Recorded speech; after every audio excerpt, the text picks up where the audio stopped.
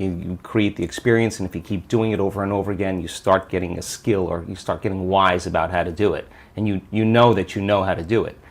Well, in the last 10 years, we have assembled a scientific team. And let's see if you can really make significant brain changes. I don't want those changes to just be in your mind.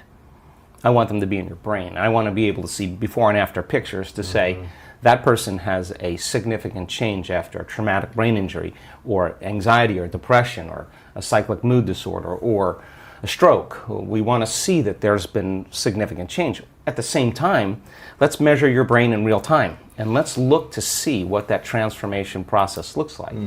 And in the discovery, Lewis, of that process, we gained so much knowledge about what that transformational process looks like. In other words, I can tell you without a doubt that if you're analyzing your life right now within some disturbing emotion, that 100% of the time you're going to make your brain worse. If you think about your life, if you're stuck in an emotion, like you're frustrated, you're angry, you're fearful, resentful, and you're thinking within that emotional state. In other words, you can't think greater than how you feel.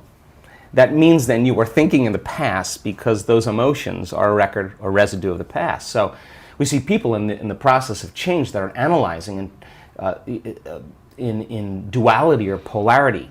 That kind of drives the brain into higher states of arousal and further away from true change. So we've done thousands and thousands and thousands of brain scans, and we now know that there's a formula to create greater brain coherence, greater brain efficiency, to make your brain work better. And when your brain works better, you work better. At the same time, it requires a clear intention and an elevated emotion to begin to change your energy and to change your life. And nobody changes until they change their energy, right? So then how do you get a person out of resentment, frustration, into joy and freedom?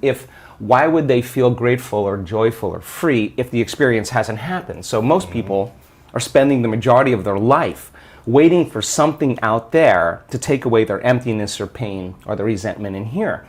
Well, if they're waiting their whole life in separation or lack, then and we create reality, then the lack is driving certain thoughts, which is creating more separation and more lack. So teaching people then to begin to condition their body emotionally before the evidence takes place in their life is breaking a significant habit, right? Yes. So instead of living by cause and effect, now we're beginning to cause and effect. So the moment you start feeling whole and grateful, we now know your healing will begin at that moment. Yeah.